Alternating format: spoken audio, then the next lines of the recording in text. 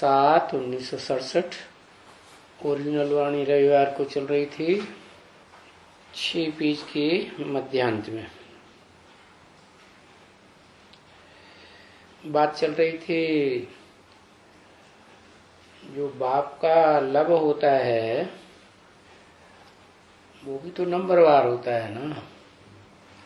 ये तो सुप्रीम बाप है, सुप्रीम गॉड फादर है, तो लौकिक बाप का लब इतना थोड़ा ही हो सकता है। बाप का जो लब है बच्चों के ऊपर कोई हद के बाप का हो ही नहीं सकता। क्यों? बाप तुम बच्चों को 21 जन्म के लिए बिल्कुल लवली एकदम सुखदायी बनाए देते हैं। तो लवली कौन ठहरा?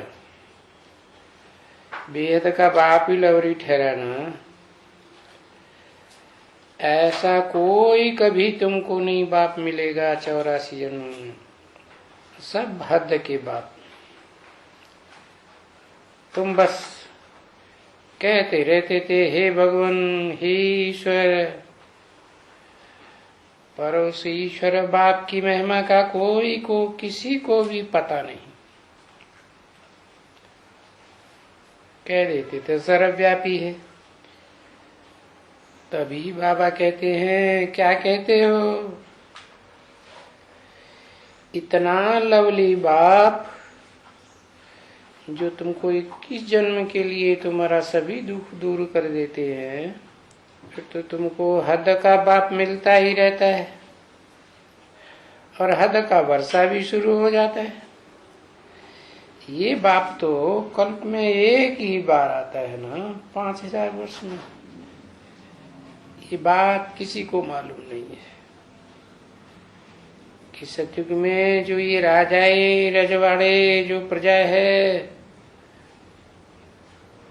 वो वरदान ले रहे हैं 21 जन्म के लिए, और वरदान लेने में कोई मेहनत नहीं होती है, वरदान स्वतः ही मिल जाता है। तो 21 जन्म के लिए मिलता है और उन 21 जन्म का वर्षा लेने वालों को किसी को कुछ भी तकलीफ की बात नहीं, बिल्कुल ही नहीं। तकलीफ की बात किसको होती है? जो सतयुग त्रेता स्वर्ग में पूरे 21 जन्म नहीं लेते हैं, कम जन्म लेते हैं। और जितने जास्ती कम जन्म लेने वाले होते हैं उतना ही उनको जास्ती वर्षा कट हो जाता है। बाकी तुमको तो एकदम सुखधाम, सुख का वरदान जैसे मिल जाता है। तो बताओ, इतनी बड़ी बात, इतनी बड़ी उपलब्धि तुम कैसे भूल जाते हो? है? कैसे का क्या समाधान देंगे? ये भूलना तो नहीं चाहिए ना बच्चों को। हाँ, जो बाप के पक्के पक्के और रस बच्चे नहीं हैं, कोई भी माता से पैदा हुए हैं, वो भूले तो ठीक है, माया भुला देती है। माया कहाँ से आती है? ये माया क्या है जो भुला देती है?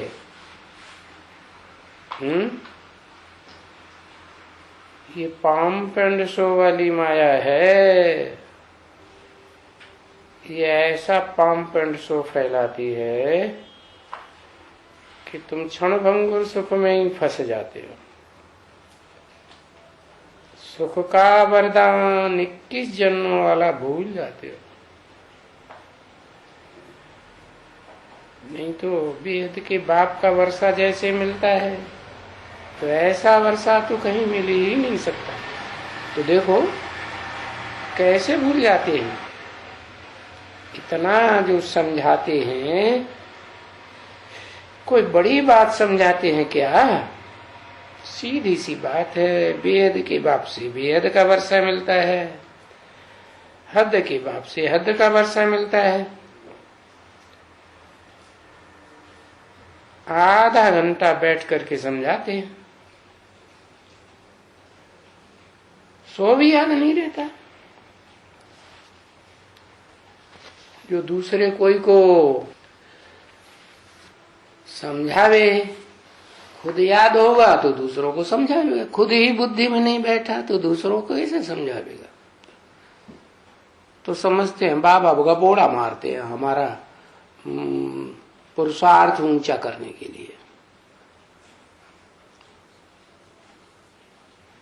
23/67 की वाणी का 7वां पेज। जो बाबा लिखते हैं बच्चे ये मुरली तो भेज देते हैं, तो अच्छी तरह से पढ़ करके फिर समझाओ।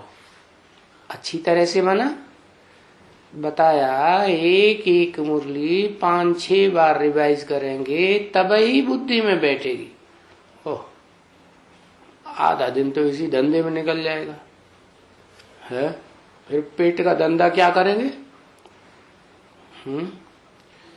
ये नीचे वाला स्थूल पेट तो भूखा ही रह जाएगा। बाप कहते हैं मेरे बच्चे कभी भूख नहीं मर सकते, जो मेरे धंधे में लगे रहेंगे।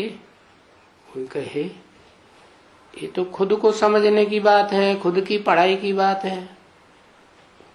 बाप का धंधा, अरे खुद पढ़ेंगे तब तो दूसरों को पढ़ावेंगे ना। तो खुद पढ़ना भी, होशियार बनना भी ये बाप के लिए ही हुआ ना। कहते हैं ब्राह्मणी चाहिए, 2-2 बरस, 3-3 बरस, 5-5 बरस हो जाते हैं। ये बुद्धू सुनते रहते हैं, ब्राह्मणी से भी सुनते रहते हैं इतना लंबा लंबा टाइम, कोई भी धारणा नहीं होती है।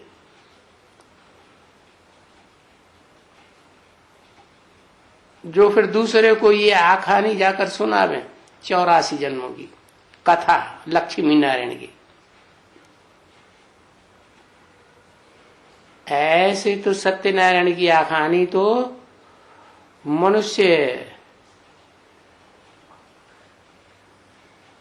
जो बदनाम होते हैं वो भी याद कर लेते हैं। किसकी कहानी है? नारायण तो बहुतों के नाम हैं, नंबरवार नारायण की डायनेस्टी चलती है सतयुग में, लेकिन जिसका गायन है सत्यनारायण वो तो एक ही है। वो एक की ही जीवन कहानी की कथा है, और वो कोई सतयुग के आदि में नहीं होता। वास्तव में सतयुग की शुरुआत जिसके द्वारा होती है, सतयुग का फर्स्ट नारायण जिससे जन्म लेता है, वो है आदि नारायण सत्यनारायण। तो आखानियां तो बहुत होती हैं बच्चे, जो भी नंबरवार नारायण बनते हैं उनकी आखानियां बनती रहती हैं। बैठ करके सुनाते हैं, क्या क्या सुनाते रहते हैं। फिर रोते भी हैं उनकी आखानी सुनाए सुनाए के, हाय हुसे हम न हुए, हाय हुसे हम न हुए। आखानियां पता है किसको कहते हैं? आखानियां कथा को कहते हैं। कथा जीवन कहानी, जीवन कहानी को आखानी कहा जाता है। तो बैठ बैठ करके बच्चे जो जिस नारायण के फॉलोअर होते हैं वो सुनाते हैं, सुनाते हैं, सुनते हैं, सुन करके आखानी फट से उनको याद आ जाती है। तो ये तो बहुत सहज भी है ना। देखो फिर भी बुद्धि में बैठती नहीं है। कौन सी कहानी? सत्यनारायण की कहानी। सब तो सत्य नहीं होंगे एक जैसे। 100% सच्चा नारायण तो एक ही होगा ना। तो रोज रोज लिखता रहता हूं। अरे भाई सुनते हो? कुछ नहीं बुद्धि में बैठता है क्या? पत्थर बुद्धि हो क्या? कोई ऐसे नहीं आती। जो ये आखानी आकर के फिर म्यूजियम में या कहीं और कहीं निकालता, वहां जाकर के सुना भी, या अपने ही घर में कोई दूसरे को समझाते रहे, कुछ भी नहीं करते हैं। बस रट्टा लगाया, ब्राह्मण चाहिए, ब्राह्मणी चाहिए, ब्राह्मणी चाहिए, रट्टा लगाते हैं, ब्राह्मणी चाहिए। 3-3 बरस, 4-4 बरस पढ़ते हैं, ब्राह्मणी चाहिए, ब्राह्मणी चाहिए। अरे फिर तुम अभी तक पढ़ते क्या हो? क्या सिर्फ अलफ ही पढ़ाते रहते हो? एक अलफ की पढ़ाई ही पढ़ते रहते हो? 2-2, 4-4 बरस। अरे तुम अलफ को नहीं समझ सकते हो? है? अलफ किसे कहा जाता है? खड़े डंडे को अलफ कहा जाता है, पड़े डंडे को बे कहा जाता है। तो खड़ा कौन रहता है? वही सत्यनारायण की कथा है ना। वो आदि से अंत तक इस षष्ठी रूपी रंगमंच पर खड़ा ही रहता है। फिर गिरता कौन है? वो गिरता है जिसे कहते हैं बे। बे माना पड़ा डंडा। शूटिंग पीरियड में ये बात कैसे लागू होगी? कौन गिर गया? कौन खड़ा रहा है? अरे यज्ञ के आदि में जो भाग गया वो जैसे पड़ गया, युद्ध क्षेत्र में से हार गया ना। और जो मरते मरते मर गया, क्या शिवाजी क्या कहते थे?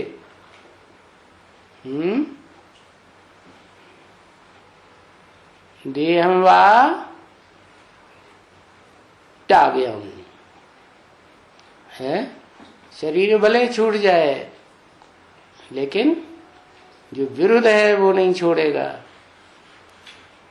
देहम वा पातयामि कार्यम वा साधयामि, जो यज्ञ की सफलता है वो नहीं छोड़ेंगे। अरे देह छूट जाएगी तो तुम सफलता कैसे करोगे? अरे आत्मा तो अजर अमर अविनाशी है, अगला जन्म लेकर के फिर युद्ध करेंगे विदेशियों से, विधर्मियों से, इस झूठी दुनिया से युद्ध करेंगे, फिर सत्यनारायण का राज्य स्थापन करेंगे। तो खड़ा रहा या गिर गया?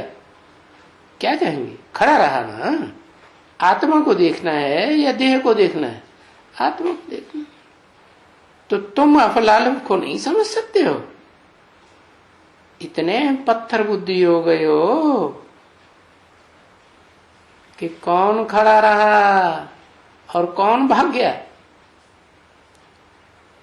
भाग गया तो किस लिए भाग गया? देह की सुरक्षा के लिए भाग गया, देह का मोह आया इसलिए भाग गया, या आत्मा की सुरक्षा के लिए भाग गया? आत्मा तो अजर अमर अविनाशी, सारे ही जानते है। तो बाबा अलफ ही समझाते हैं ना। कोई पड़े पड़े जाने की बात तो नहीं सुनाते। माना जो गिर जाता है उसकी जीवन कहानी तो नहीं सुनाते हैं ना। किसकी सुनाते हैं? जो आदि से अंत तक इस सृष्टि रूपी रंगमंच पर हीरो पार्टधारी के रूप में अटल अखंड अडोल खड़ा रहता है, ध्रुव तारा के मिसल, उसी की तो आखा नहीं समझाते हैं। बाकी तो जितने भी नारायण हैं बहुत थोड़ी राज समझने की है उनकी। क्या उनकी जीवन कहानी में सच्चाई उतनी नहीं है, इसलिए समझने की उतनी बात भी नहीं पैदा होती। उस अलफ को याद करना है। क्या कहा? ये नहीं कहा मेरे को याद करना है, मैं बिंदी को याद करो। क्या कहा? उस अलफ को याद करना है जो यज्ञ के आदि में भी आत्मिक स्थिति में पक्का था।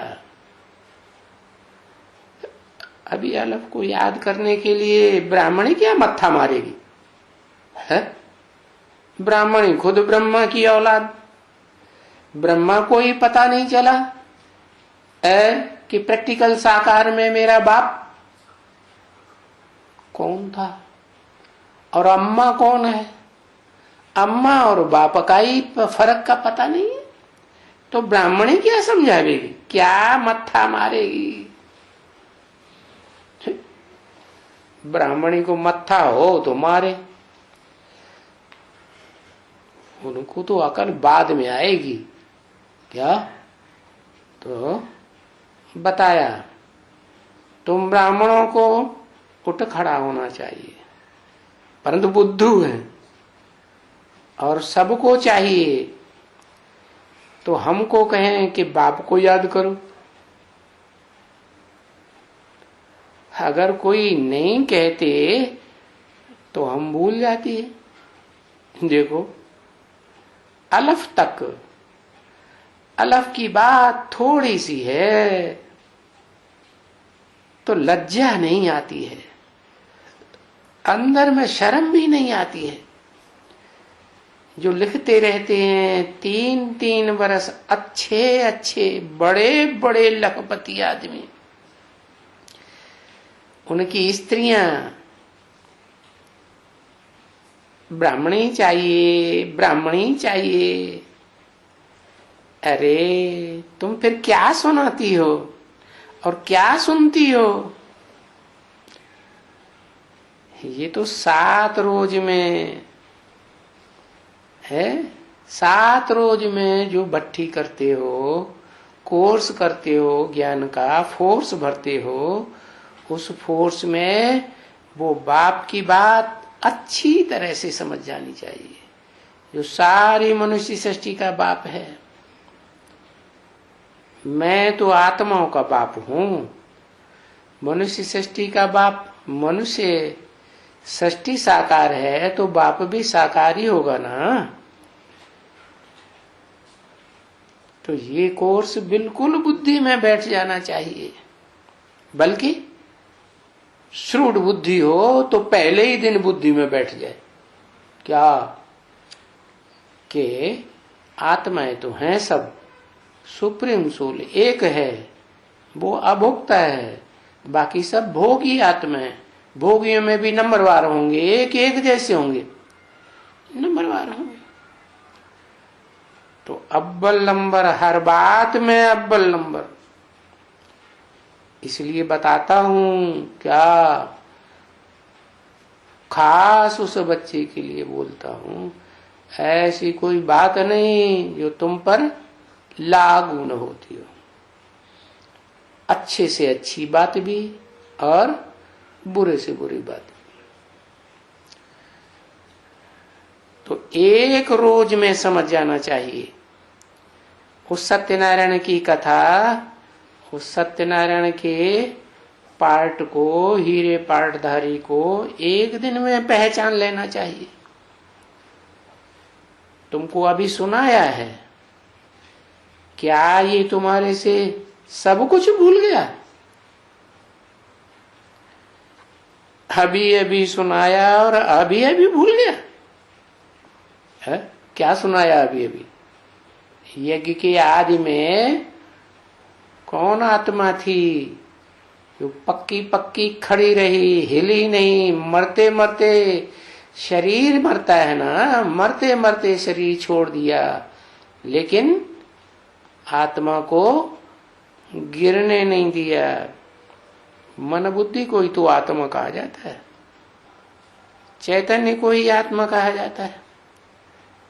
तो कोई है जो ये अच्छी तरह से याद करके, क्या कहा, कोई है। कौन है? कोई माने 1 2 है, 10 15 है, कोई एक ही है?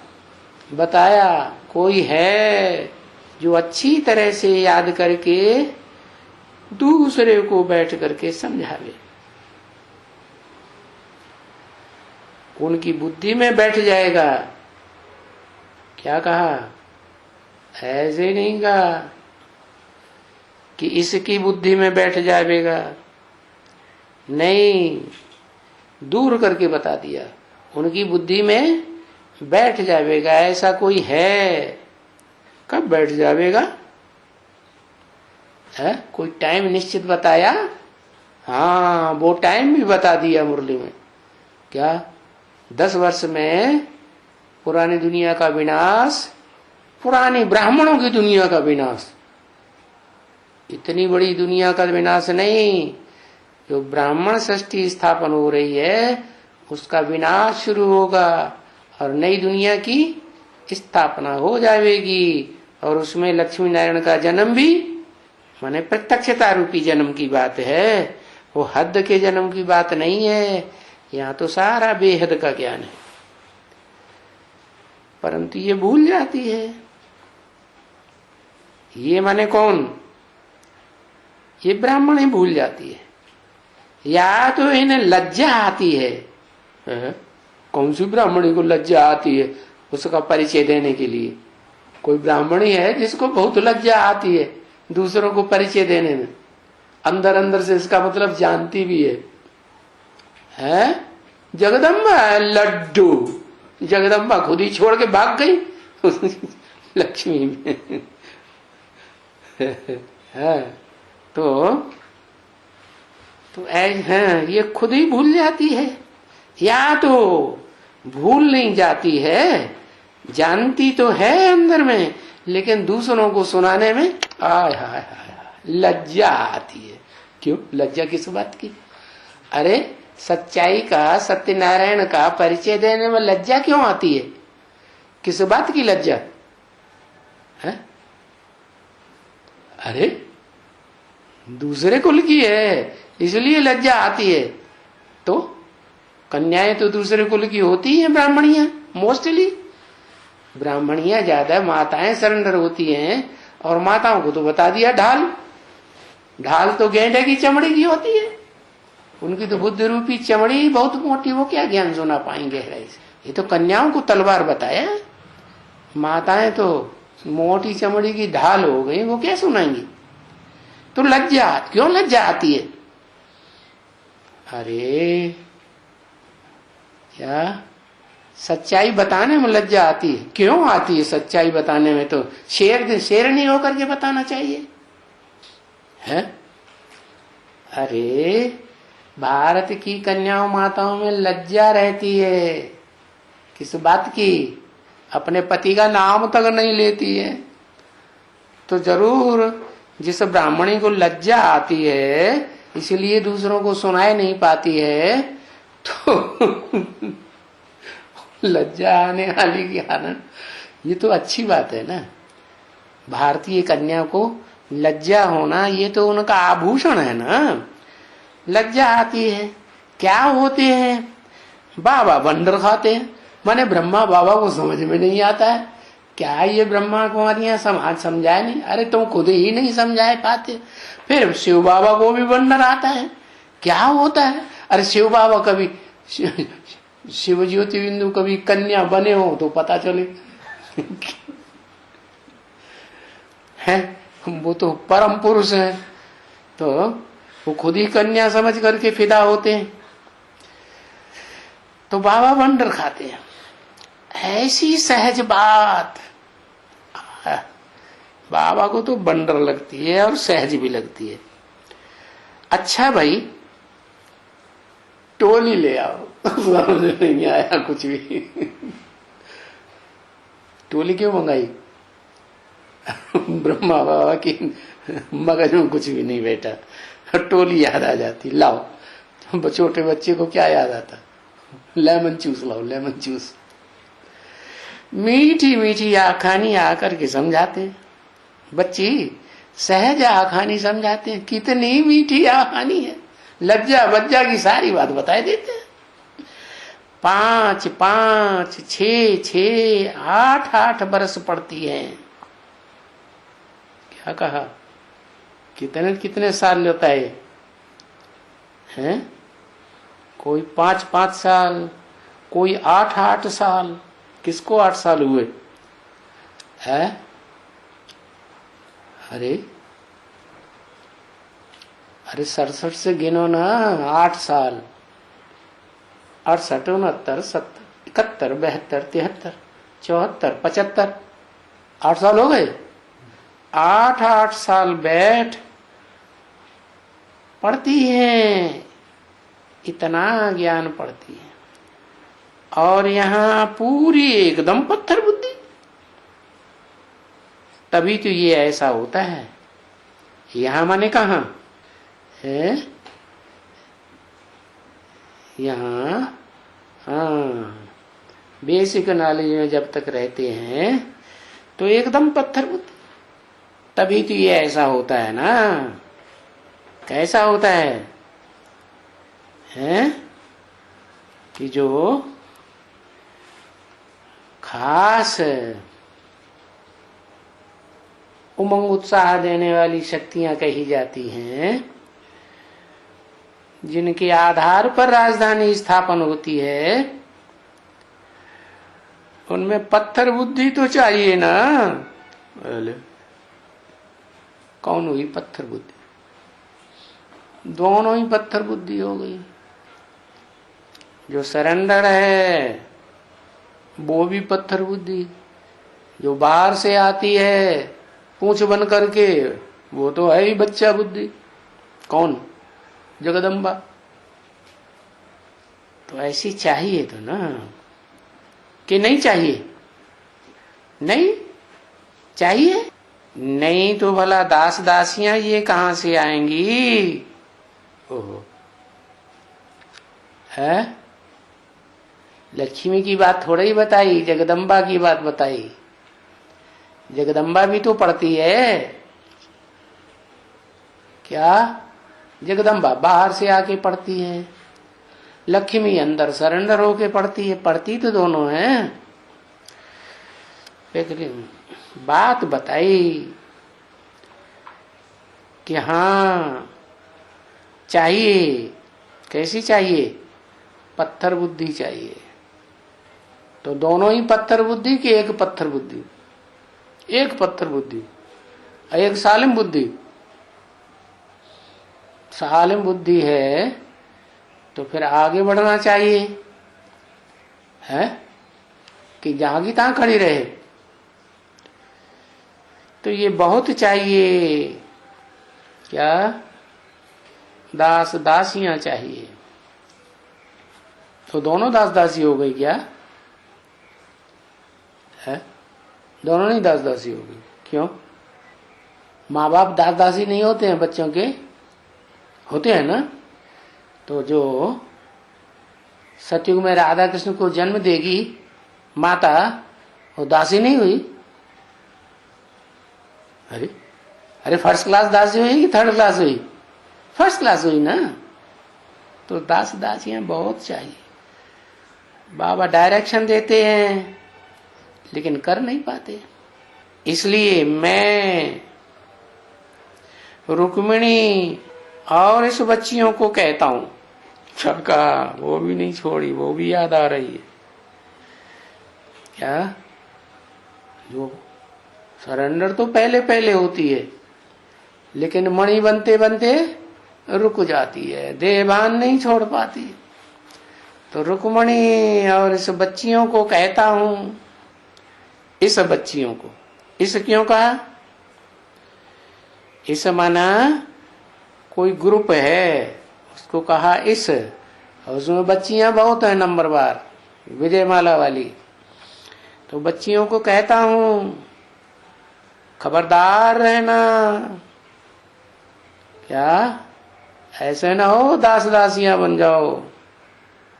हाँ, ऊंचे में ऊंचा पद पाना है। क्या पद है ऊंचे में ऊंचा है? ऊंचे में ऊंचा पद क्या है? नर से नारायण बनना। ऊंचे में ऊंचा पद क्या है? नर से नारायण बनना है। एक जन्म में स्त्री, एक जन्म में पुरुष बनते हैं। तो जो नारायण बनेंगे, नर से नारायण, ऊंचे ते ऊंचा पद हुआ ना।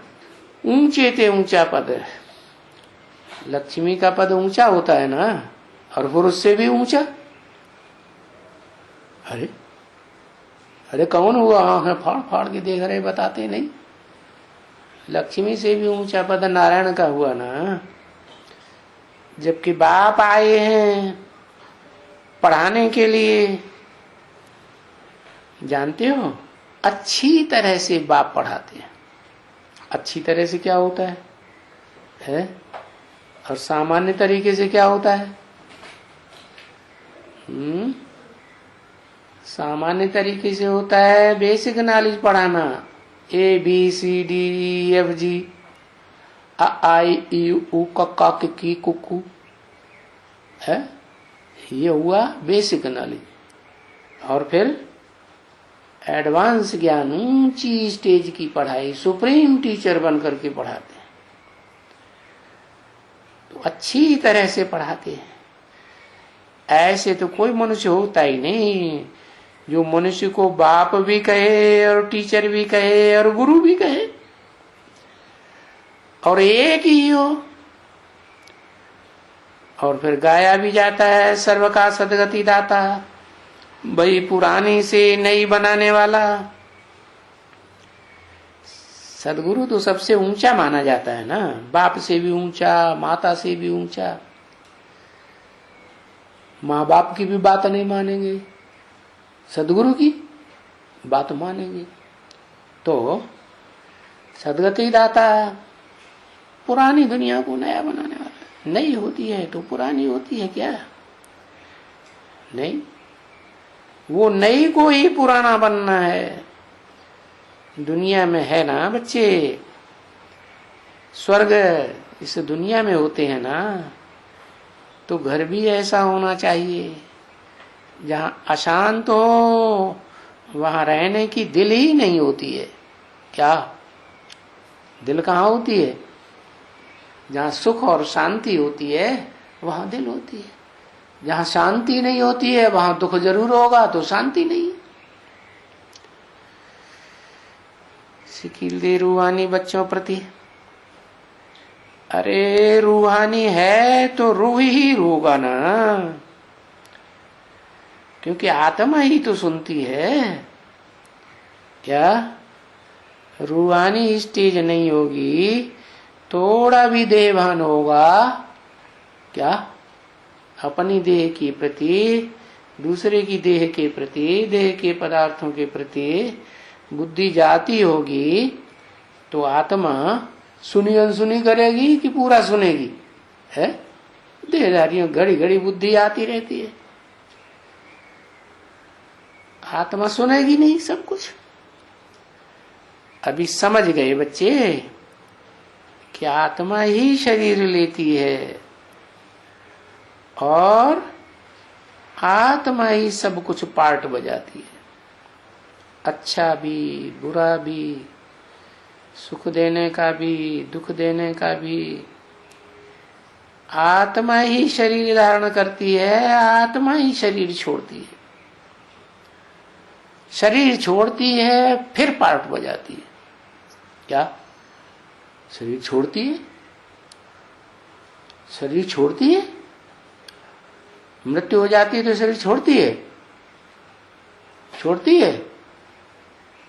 अरे छोड़ती है क्या? शरीर छोड़ती है? अरे सूक्ष्म शरीर साथ जाता है कि नहीं? शरीर छोड़ती है तो सूक्ष्म शरीर साथ रहता है। कब तक साथ रहता है? जब तक मां के गर्भ में बच्चा जो है पूरा शरीर धारण न कर ले। पिंड, क्या जो पिंड तैयार होता है निर्जीव, वो जब तक पूरा शरीर धारण न कर ले और जन्म लेकर के बाहर आने के बावजूद भी सूक्ष्म शरीर से बाहर आना जाना करती है। तो जब समझदार होती है थोड़ा थोड़ा तो सूक्ष्म शरीर छूट जाता है, तो उसको अनुभूति आ जाती है कि मैं माँ का बच्चा हूँ, बाप का बच्चा हूँ। वो सूक्ष्म शरीर वो तो इनका बच्चा नहीं है। तो फिर छोड़ती है, पार्ट बजाती है, बार बार ऐसे पार्ट बजाती है। और आत्मा ही पूर्व जन्म के, चोरी के, कसाई के, विद्वान पंडित आचार्य के या राजाई के संस्कार भी ले जाती है। क्या? जिसके चोरी चकारी के संस्कार होंगे पूर्व जन्म के, वो अगले जन्म में भी क्या करेगा?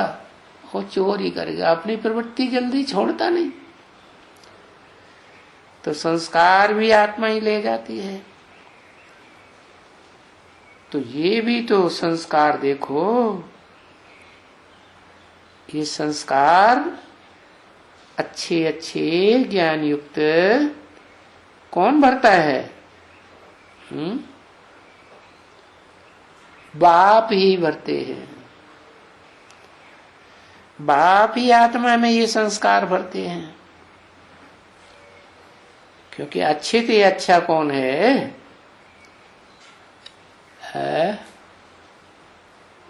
अच्छे से अच्छा,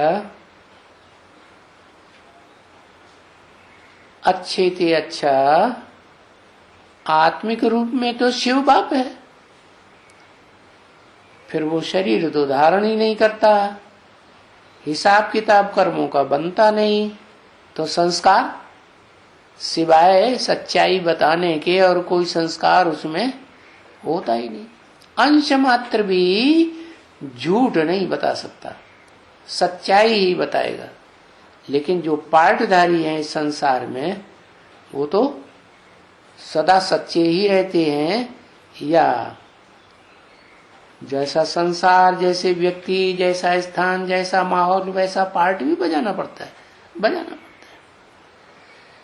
तो ये संस्कार देखो बाप आत्मा में भरते हैं। तो अच्छे संस्कार कौन सा बाप भरता है? और ये बुरे संस्कार कहाँ से आते हैं?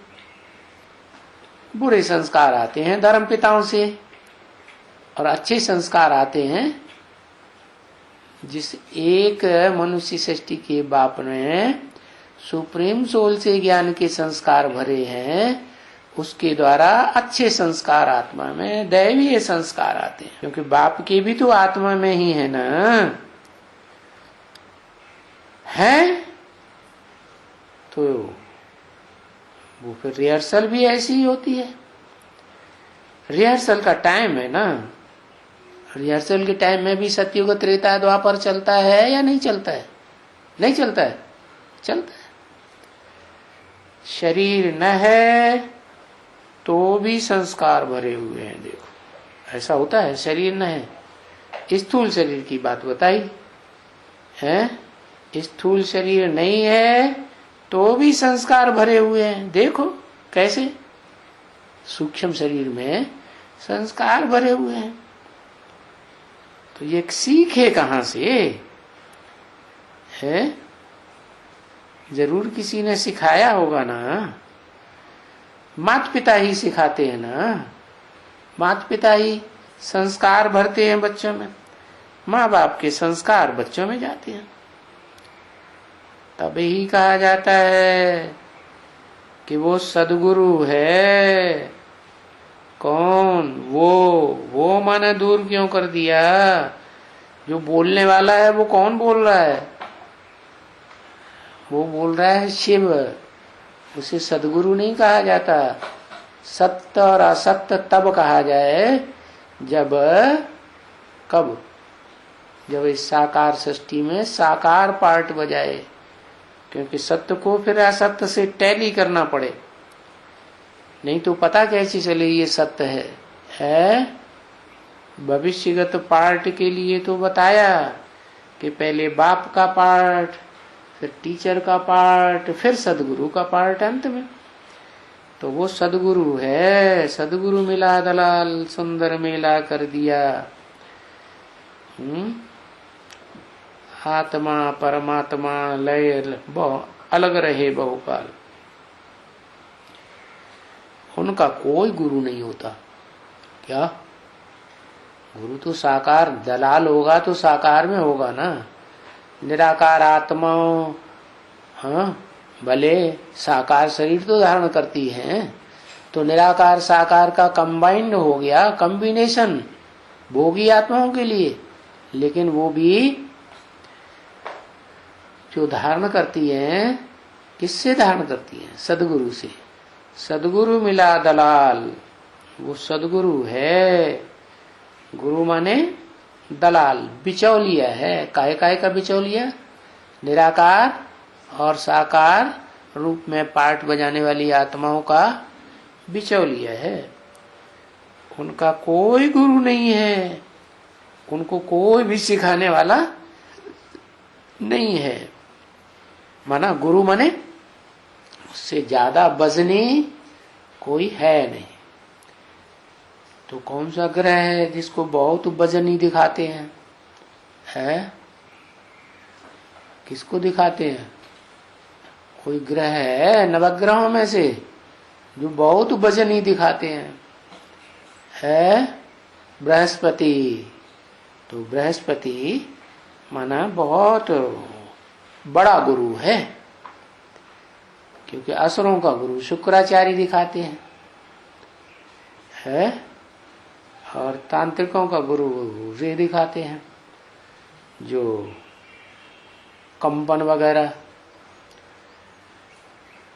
तो बाप कहते हैं कि बाप का वो बाप है।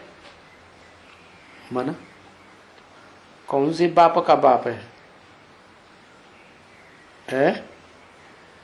वो कौन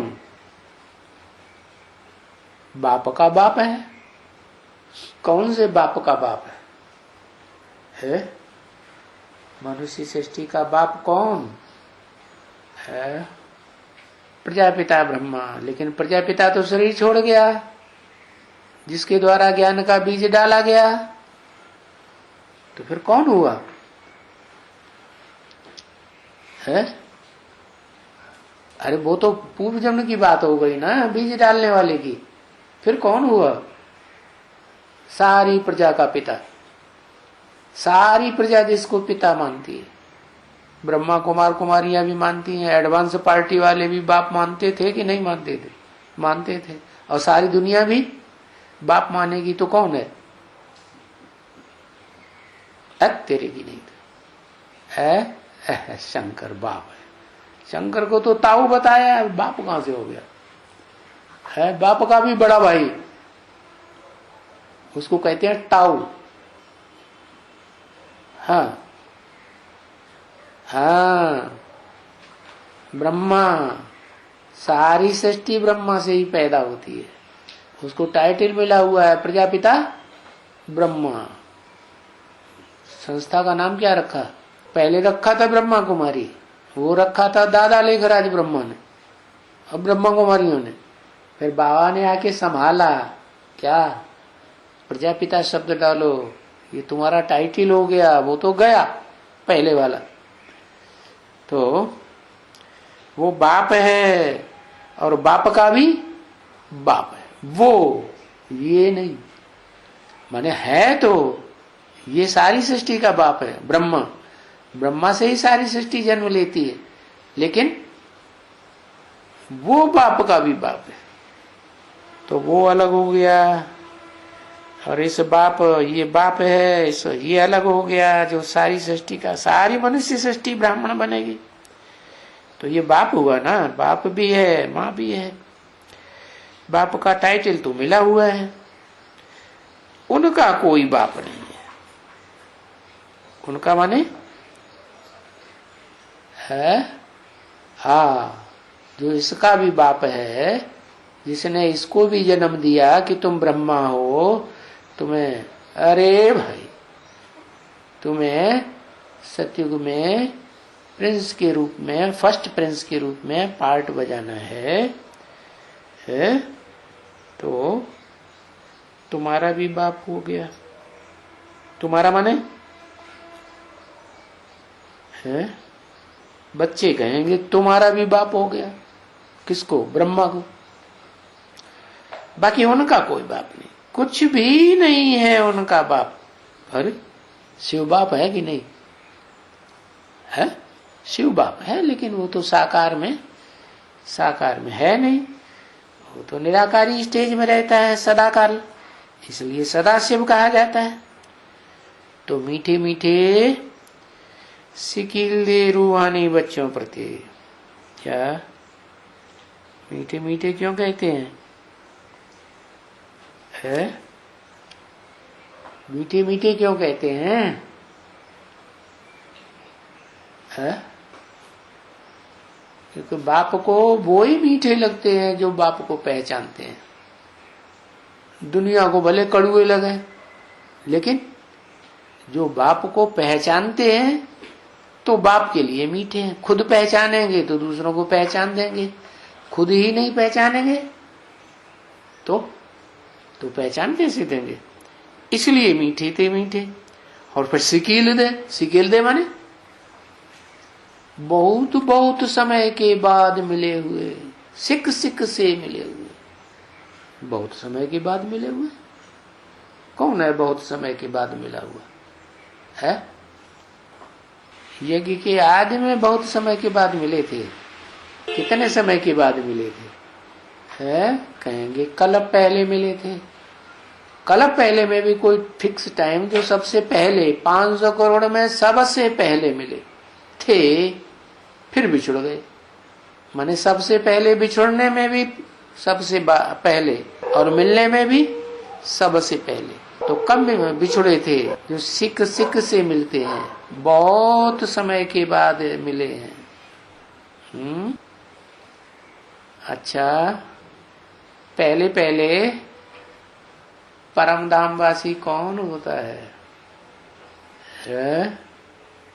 हाँ, जो सारी मनुष्य सृष्टि का बाप है, वो पहले परम धामवासी होता है।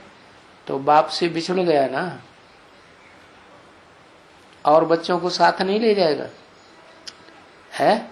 वो पहले जाके सूक्ष्म वतन में बैठता है। तो बाप तो सूक्ष्म वतनवासी नहीं बनता, तो फिर कौन बनते हैं?